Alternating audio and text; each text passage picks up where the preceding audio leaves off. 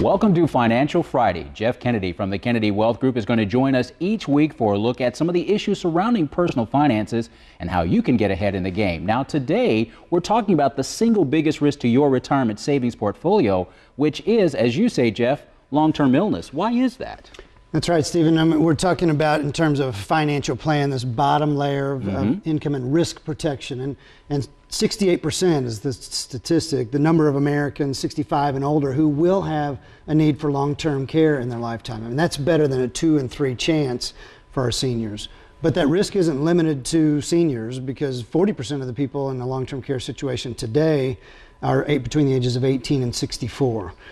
Maybe because of an injury, or an illness, but more and more we're seeing cognitive impairment as a cause for long-term care, like Alzheimer's or whatnot. And of course, this kind of care is very expensive. Right, especially. Here in the tri-states, we're below the national average, but you could expect a price tag of between $45,000 and $60,000 a year in today's dollars. So add a little inflation to that, that number could double easily in 15 or 20 years. So what can we do to protect ourselves?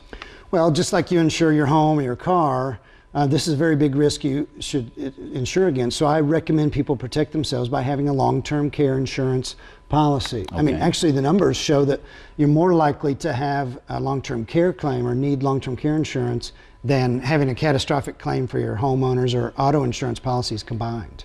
Well, I know that some people look at this and go, I don't really need this either, because they think Medicaid will pay for it, or it's too expensive or something like that. But that's kind of really a big risk to take with your nest egg that you spent 40 to 50 years developing, right?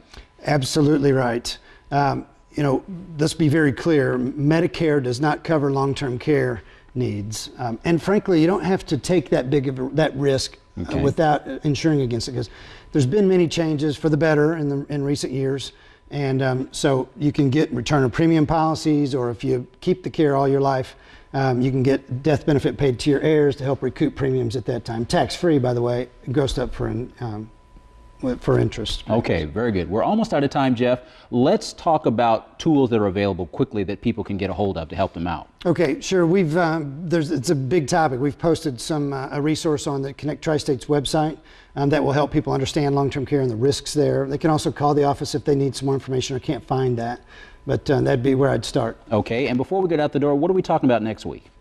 Well, we're going to continue talking about this risk issue because it is a big thing on the foundation that'll help your financial plan from becoming wobbly. So we'll continue to address some of the more of those issues. All right, sounds good. Thanks, Jeff. We'll see you guys back here next week. We'll have a check of that 7-day forecast next.